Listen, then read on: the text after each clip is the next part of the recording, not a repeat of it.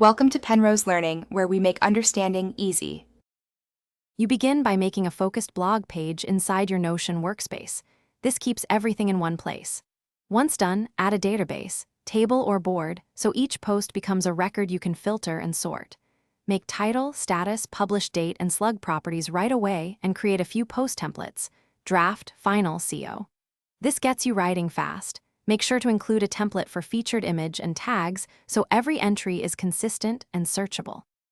Next, open a template and start structuring the post. Use H1, H2, and short lead paragraphs to guide readers. As you write, embed images and media for visual interest and add call-to-action sections toward the end.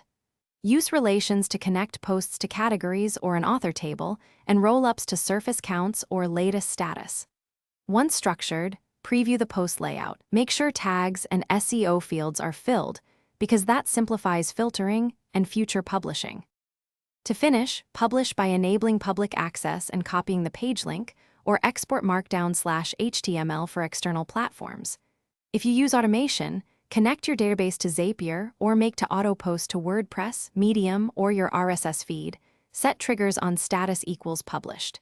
If something goes wrong, first check inline and synced blocks, then image sizes and embeds.